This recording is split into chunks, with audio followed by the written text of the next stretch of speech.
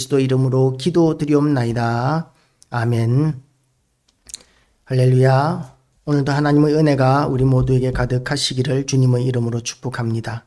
오늘은 이제 이 말씀에 대하여 우리가 하나님 말씀을 어떻게 경외해야 하는지, 어떻게 말씀을 붙들어야 하는지에 대해서 반복적으로 우리에게 권면하고 있습니다.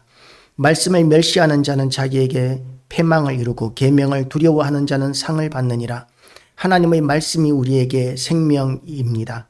말씀이 우리를 지혜롭게 하고 말씀이 우리를 구원합니다.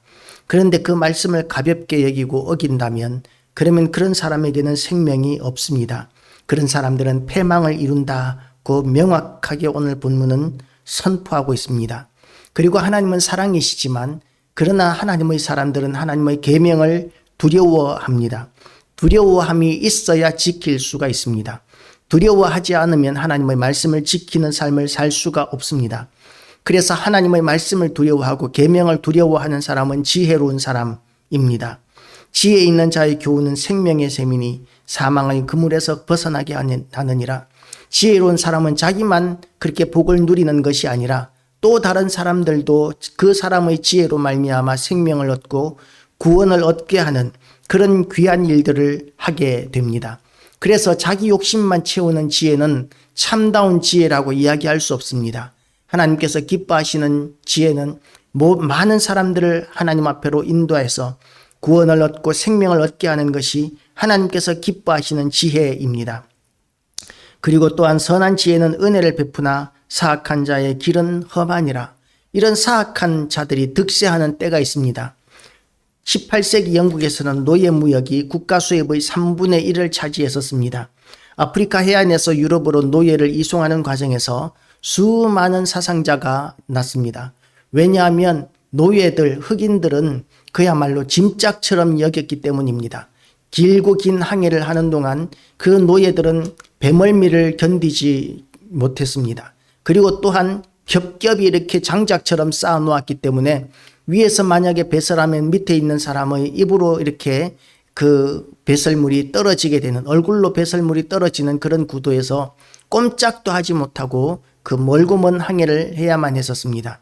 겨우 생명을 유지할 수 있을 만큼의 최소한의 그 음식만으로 생명을 붙여놓고 그리고 꼼짝도 못하게 쇠사슬로 묶여 있는 상태에서 겹겹이 장작처럼 그렇게 쌓여 있는 상태로 멀고 먼 항해를 하다가 보면 병에 금방 걸리고 약해지고 죽어지는 그런 사람들이 굉장히 많이 생길 수밖에 없었습니다. 그렇게 해도 많은 흑인들이 죽고 그렇게 해도 남는 흑인들만 해도 영국 국가 수입의 3분의 1을 차지할 정도로 그야말로 대박이 나는 장사였기 때문에 영국인들은 그 노예 무역을 굉장히 귀하게 여겼었습니다. 그런데 이것을 이러한 시대적인 상황 속에서 윌리엄 윌버포스는 이 문제를 해결하기 위해서 일생을 헌신했습니다. 영국이 위대한 나라가 되려면 하나님의 법을 따라야 한다. 황금의 눈이 멀어 노예 제도를 고집한다면 영국은 살아남지 못할 것이다 라고 이렇게 외치던 윌버포스는 영국 하원 의원으로서 이 문제를 풀어나가고자 노력했었습니다. 그는 당시 부유층 귀족들과 상인들을 모두 적으로 만들면서 무려 56년 동안 노예 해방 운동을 이어갔습니다. 마침내 1833년 5월 영국은 세계 최초로 노예 제도를 전면 폐지하기에 이릅니다. 윌버포스에게는 하나님이 주신 확고한 비전이 있었고 그 비전에 일평생을 헌신하는 용기와 열정이 있었습니다. 무엇보다도 그와 뜻을 함께하는 사람들이 곁에 있었습니다. 각 분야 종사자들이 모인 클래펌 공동체에서 법조인들은 노예제도 폐지를 위한 법안을 작성하고 예술가들은 그림을 그림으로써 사람들의 의식을 깨웠습니다. 어떤 사람들은 이 일을 위해서 밤새도록 기도했습니다.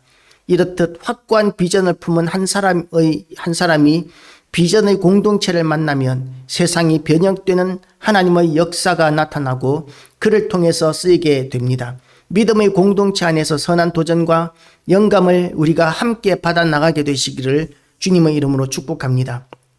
영국이 그렇게 악한 가운데 있었지만 한 사람의 의인과 그 동력자들로 말미암아서 그렇게 위대한 노예 해방의 역사를 이룰 수 있었던 것과 같이 우리 한 사람 한 사람이 하나님 앞에 서는 것이 굉장히 중요합니다. 그리고 누구와 함께 할 것인가를 선택하는 것도 너무나 중요합니다. 단지 나의 경제적인 이익, 세상에서의 출세가 중요하다면 그러면 이 영국인들은 끊임없이 계속해서 노예 제도를 주장했어야만 했을 것입니다. 그런데 무엇이 옳은가, 무엇이 하나님의 뜻인가, 그것을 더 중요시 여기는 사람들이 있었기 때문에 결국은 영국의 그 국세 수입의 3분의 1이면 엄청난 비중인데도 불구하고 그것을 포기하고 그렇게 노예 제도를 폐지할 만큼 그렇게 비전은 중요한 것입니다. 우리가 그런 비전을 가지게 되시기를 축복합니다. 불의한 이익을 취하는 것보다 하나님께서 기뻐하시는 손해를 선택하는 것, 이것이 믿는 자로서 하나님으로부터 영원한 생명을 얻고 영원한 복을 얻는 길이라는 것을, 그리고 그것이 진정한 의미에서의 지혜라는 것을 우리는 인식하시기를 바랍니다. 비록 손해보는 것 같고 세상 사람들이 보기에는 미련해 보이는 것이지만 그러나 하나님께서 기뻐하시는 일을 선택하는 것이 온전한 지혜입니다. 악한 사자는 재앙에 빠져도 충성된 사신은 양약이 된다 그랬습니다. 우리는 하나님의 사자입니다. 그래서 사신은 그 당시에 왕의 명을 받던 사신은 그 왕의 명령을 전달하는 일을 위하여 최선을 다했었습니다. 잠을 자지 않고라도 그 왕의 명령이 전달되어야 할 곳을 향해서 달려갔었습니다. 그리고 왕의 칙서를 굉장히 귀한 것으로 그렇게 여기고 잘 간직을 했었던 것이죠. 그렇기 때문에 그 사신은 사명을 감당할 수 있는 것입니다. 그것과 마찬가지로 우리도 또한 하나님의 말씀을 받은 사명자로서, 사신으로서 우리는 그 사명을 감당하는 일에 충성을 다해야 합니다.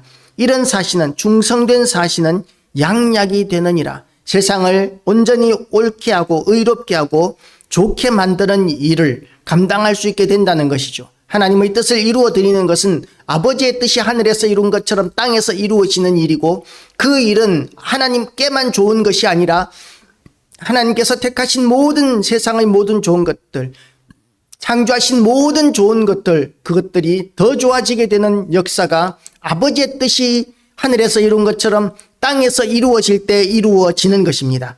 그래서 비록 우리가 불의의 재물을, 불의의 방법을 쓰면 막대한 재물을 얻을 수 있다 할지라도 우리는 하나님의 말씀을 선택하고 그런 말씀을 선택함으로 말미암은 손실을 각오할 때에 하나님께서는 우리를 통해서 큰 영광을 받으시고 위대하신 일을 이루어 주실 것입니다.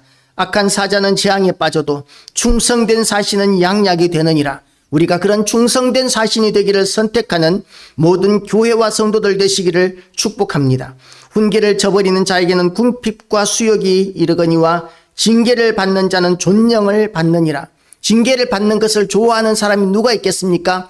훈계를 받는 것을 좋아할 사람이 누가 있겠습니까? 다 제 잘난 맛에 삽니다.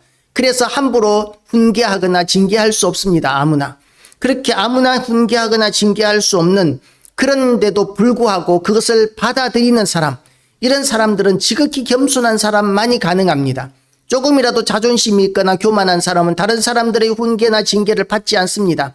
징계를 받아서 아프면 그것 때문에 오히려 억울해하고 원한을 품게 되고 그렇게 되는 것이죠. 그래서 그에게는 전혀 유익이 되지 못하는 결과를, 인생에 전혀 유익이 되지 못하는 징계를 받게 되는 경우들도 많이 보게 됩니다.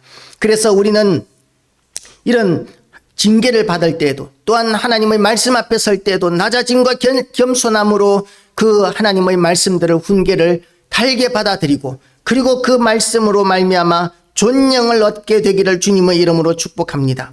소원을 성취하면 마음에 달아도 미련한 자는 악에서 떠나기를 싫어하느니라. 우리의 소원이 이루어지는 것이 어디에서 이루어지겠습니까? 오직 하나님으로부터만 우리의 소원이 이루어질 수 있습니다.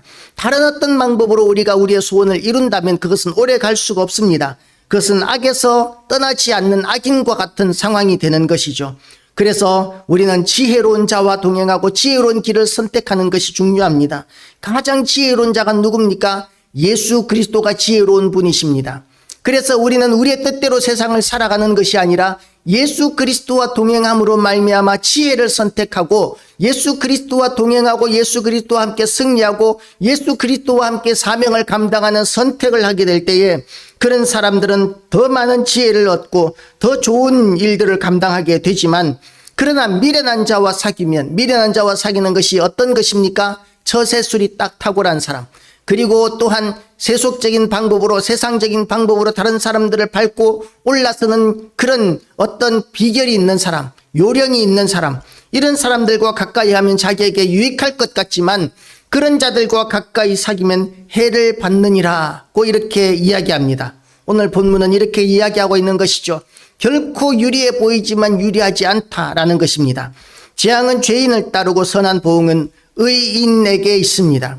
우리는 우리에게도 믿는 자에게도 의로운 사람이라고, 의로운 자라고 이렇게 인정받은 자라 할지라도 재앙을 만날 수 있습니다.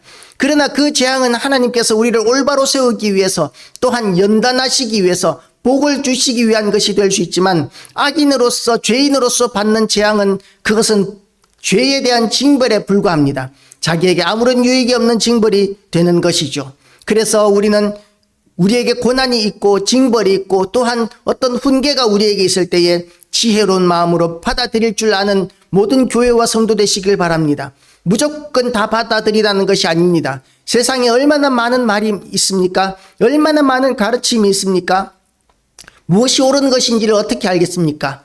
옳은 것은 오직 하나님의 말씀을 근거로 검증해 볼 때 옳은 것입니다. 하나님의 말씀이 옳다고 인정하지 않는 것은 다 우리는 거부해도 됩니다. 하나님의 말씀이 옳다고 하는 것을 분별할 줄 아는 사람이 지혜로운 사람이고, 하나님의 말씀을 따라서 그렇게 살아가는 사람이 복을 받는 사람이다 라고 이렇게 이해할 수 있는 것이죠. 그래서 하나님께서는 선인은 그 산업을 자자손손에게 끼치게 하시고, 그리고 가난한 자라 할지라도 밭을 경작할 때에 풍성한 것을 얻게 하십니다. 그러나 죄인의 재물은 의인을 위하여 쌓이고, 죄인이 아무리 많은 것을 쌓아놓아도 그것을 제대로 누릴 수 없습니다. 그리고 불의로 말미암은 사람, 불의한 사람은 비록 물려받은 재산이 많이 있다 할지라도 그것은 탕진하게 되는 경우들이 많다라는 것이죠. 그래서 우리가 하나님의 말씀을 붙들고 그렇게 훈계와 권면과 징계를 받아들일 뿐만 아니라, 또한 하나님께서 우리에게 주시는 이 경제적인 부분에 있어서도 나만 잘 먹고 잘 살자는 것이 아니라, 내 것을 많이 쌓아놓자는 개념이 아니라, 하나님, 이 모든 것이 하나님의 것이라는 것을 인정하고 하나님 앞에 드린다는 각오로 우리가 이 물질을 대하게 된다면 하나님께서는 더 많은 것을 채워주시고 부어주시고 인도하여 주시는 것을 경험하게 될 것입니다. 그래서 의인은 포식하여도 악인의 배는 줄이게 된다라고 이렇게 이야기합니다. 하나님께서는 자기의 백성들을 줄이게 하지 않으실 것입니다. 결코 망하게 하지 않으실 것입니다. 하나님의 신실하심을 바라보면서 우리가 세상에서 악한 것을 선택하는 것이 아니라 하나님이 기뻐하시는 선택을 결단하는 모든 교회와 성도 되시기를 주님의 이름으로 축복합니다. 기도하시겠습니다.